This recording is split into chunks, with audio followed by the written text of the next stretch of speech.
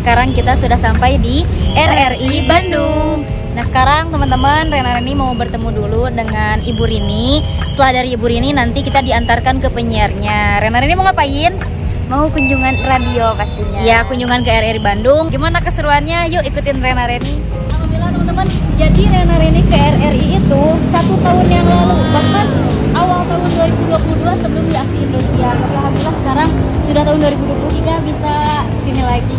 Iya tuh guys, RRI.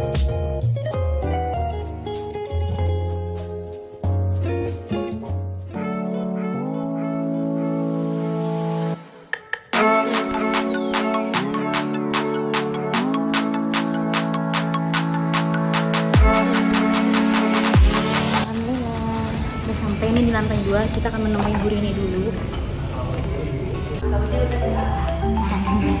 Alhamdulillah. Assalamualaikum Ibu. Iya yang kemarin Bu. Ini mau sama penyiarnya? Sama penyiarnya. Di bawah. Di bawah apa? Ayo.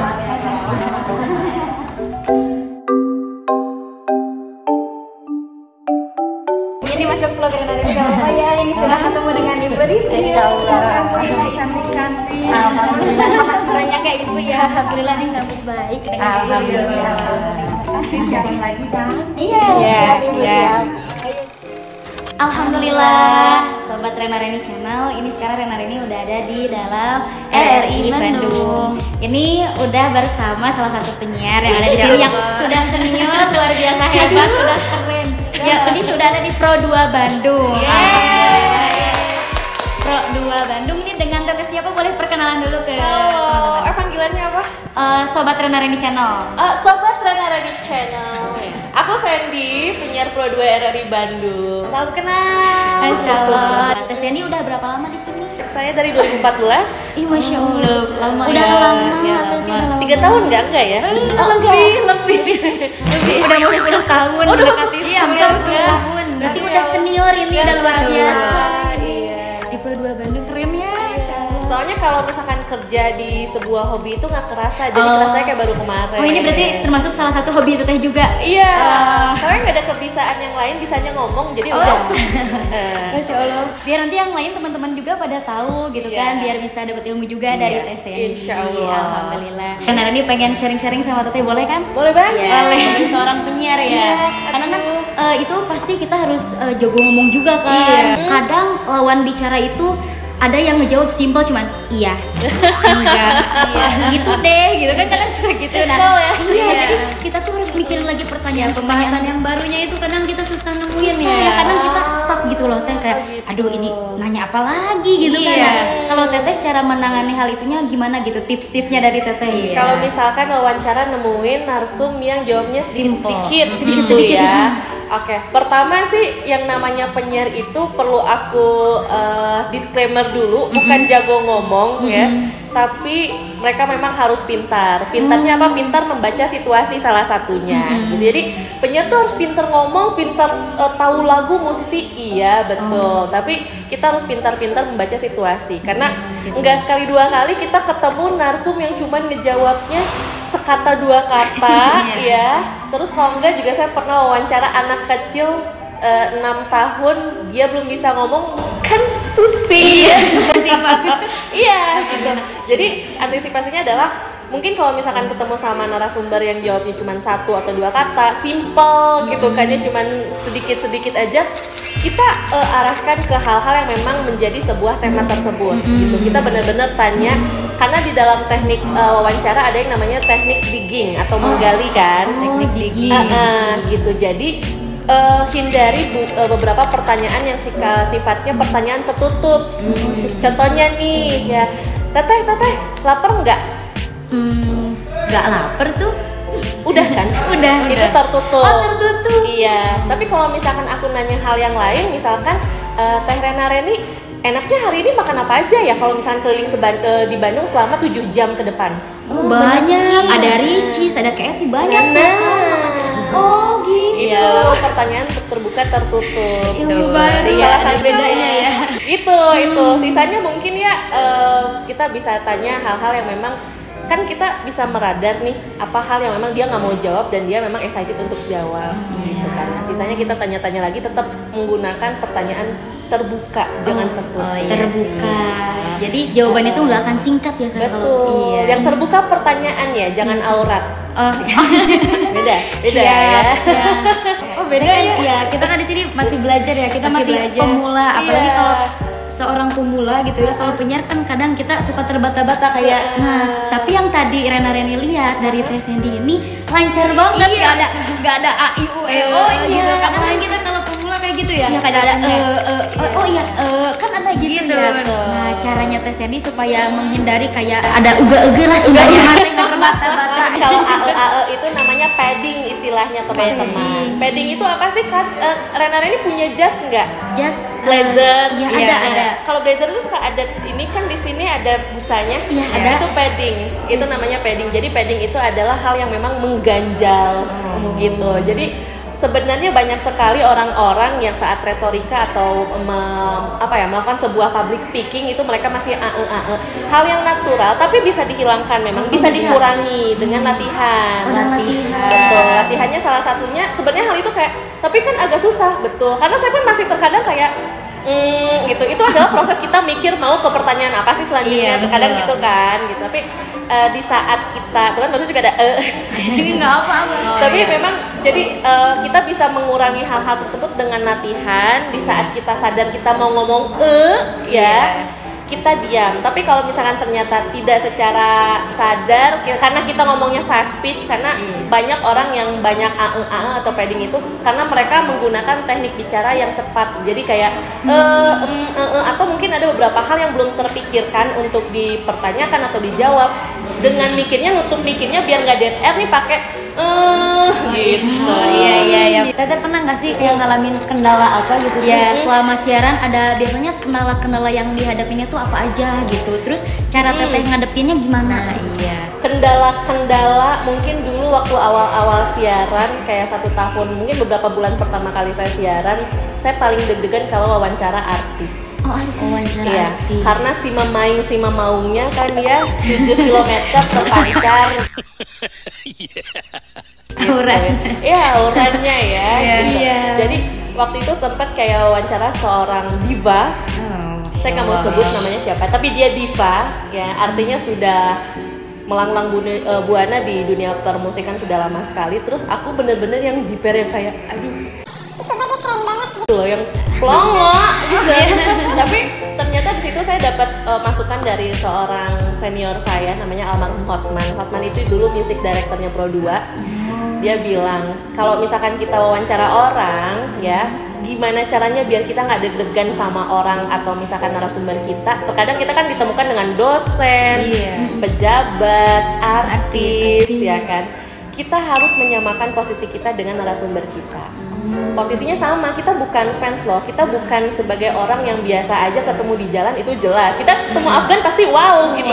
Tapi kalau udah masuk box siaran seperti ini atau mungkin Teteh Renarini ini lagi kayak talk show, itu benar-benar udah setara. Jadi kita benar-benar saling membutuhkan satu sama lain. Gitu.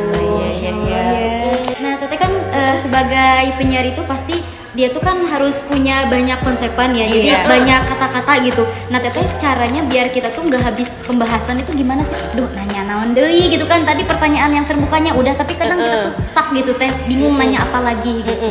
Oke, pertama kalau dalam sebuah pembahasan itu selalu ada yang namanya tema. Gak mungkin kalau ngobrol tuh ngalor ngidul, kita ngomongin apa aja lah, nggak mungkin ya. Jadi selalu ada tema. Nah tema ini tuh kalau misalkan saya yang pertama kali saya lakukan, bahkan sampai sekarang saya lakukan, kalau saya mendapat sebuah tema untuk di talk show kan besok, selalu saya pelajari dulu malamnya. Dipelajari. Betul. Malamnya. Jadi kalau mau jadi penyiar, presenter, jangan malas baca. Jangan malas baca. Ya, baca itu apakah harus di buku terus? No, baca itu kita bisa di internet ya, handphone, atau mungkin teman-teman bisa dengan ngobrol-ngobrol gini ada ilmu baru, kayak ngobrolin sebuah isu yang paling hangat tuh apa. Apapun itu ya, konteksnya mau album terbaru, atau mungkin sekarang isu politiknya apa, atau mungkin sekarang Kota Bandung lagi happening acara apa. Kita harus membuka pemikiran kita, wawasan kita seluas mungkin. Kalau kitanya udah tahu banyak, insya Allah nggak akan kehabisan materi. Siap. Nah, Teh, bedanya kan kalau televisi itu visual, kalau radio kan cuma Kan suara ya. audio. Iya. Nah, gimana sih Teh caranya supaya kita tuh selama siaran radio orang tuh langsung paham dan bisa membayangkan, oh ini tuh lagi ngebahas ini, langsung terbayang, langsung paham gitu Teh. Ya kadang ada yang dia tuh ngomong di radio tapi kita tuh nggak paham ini orang ngomong kebayang gitu. Nah, ada nggak sih teknik-tekniknya sedikit aja Teh sharingkan aja. Sebenarnya ini tekniknya luas ya, panjang kali lebar ya. Iya. Kita 7 SKS mungkin. Ternyata iya nggak apa-apa. Jadi gini, kalau misalkan kan kita mengetahui bahwa yang namanya radio itu sifatnya adalah sebuah box yang membuat kita berimajinasi. Betul. Dulu zaman kita belum punya sosial media, kita pasti ngebayangin penyiar ini suaranya bagus, pasti kasep. Nah iya betul. Pas ketemu kok pulu-pulu. Misalkan ya. Iya, misalkan. Karena benar-benar dari imajinasi kita tuh ada di dalam di saat kita mendengarkan sebuah radio. So that's why kita sebagai penyiar juga dituntut untuk memberikan sebuah sajian informasi yang variatif dan enak. Caranya apa? Masuk ke teknis nih. Ada yang namanya artikulasi. Ada yang namanya intonasi, ada yang namanya penekanan, banyak pokoknya Maya, hal-hal yang memang bisa kamu pelajari, dan itu semua membuat kita memiliki memberikan sebuah arwah atau jiwa kepada kata-kata yang kita kasih. Dan kalau misalkan kita ngasih dari hati, itu pasti kena ke hati. Dari hati sampai ke hati. Betul. Ya, Teteh. Dari tadi banyak ya, padahal kita rasa singkat tapi banyak ilmu yang didapat dari Teteh. Nah, ini mungkin tadi sebagai pertanyaan terakhir dan ini masuk ke sesi closing Teh. Nah, di closing ini Renar ini pengen diajari sedikit aja Teh opening siaran di program. Iya. Pertama, kalau opening siaran itu biasanya ada 4 hal yang harus diperhatikan. Pertama ya, frekuensinya apa? Frekuensi radionya berapa? Nama acaranya apa? Ya, atau radionya apa? Nama kamunya apa? Nama penyiarnya. Ya. Dan ini tuh maksud tujuannya tuh acaranya tuh seperti apa? Misalkan mau request, mau talk show, atau mau apa tuh dijelaskan. Itu 4 hal ini boleh ngacak, boleh teman-teman mana dulu yang dipakai ya. Yang jelas 4 unsur ini harus tetap ada dalam opening. Yes? Oke, gitu. Ini namanya adalah acara Pro 2 Santai Siang ya. Aku lagi siaran Santai Siang. Di All New Pro 2 96 FM. Selamat siang teman Pro 2. Barengan Sandy Puspa Andini sampai jam 3 sore nanti di Pro 2 Santai Siang. Kita bakalan kasih beberapa informasi buat kamu pastinya untuk nemenin siangnya kamu yang mungkin lagi brunch, lagi lunch, atau mungkin lagi cari gebetan. So you better stick around, of course, stay close on 96 FM. Insya Allah. Itu udah opening ya, opening. Beda ya. Ya gitu aja Teh Sandy. Makasih banyak buat waktunya. Tadi teman-teman udah menyaksikan juga ya ilmu-ilmu yang disampaikan sama Teh Sandy. Boleh Teh Sandy dikasih tahu sosial medianya Teh Sandy. Ya, biar lebih kenal nih teman-teman penonton. Oke, cari aja di Google Sandy Puspa Andini, SENDY pakai Y, Sandy-nya SENDY. Sekali lagi bukan teman SpongeBob. Ya pastinya teman-teman jangan lupa dengerin radio di Pro 2 Bandung 96 FM ya. Iya. Makasih banyak waktunya Teh Sandy. Semoga selalu sehat, sukses. Semakin sukses Pro 2 Bandung, semakin sukses, berkah jaya juga ya. Jangan lupa terima kasih kepada Ibu Rini. Wasilah Renar ini bisa bertemu dengan Teh Sandy. Alhamdulillah. Untuk teman-teman jangan lupa like, comment, and subscribe di Renar Rini Channel. Wassalamualaikum. Makasih Teh Sandy.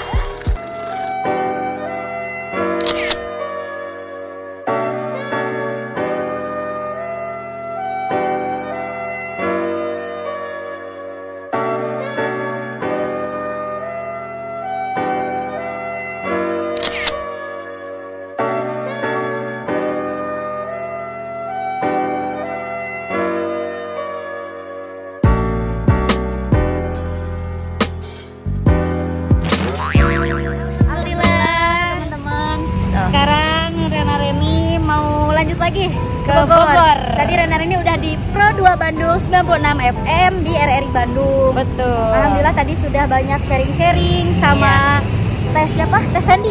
Sama Teh Sandy, dan tadi ketemu Kang Alan juga. Kang Alan yang katanya beliau itu muridnya Pak Sony Bebek. Ya betul kan muridnya?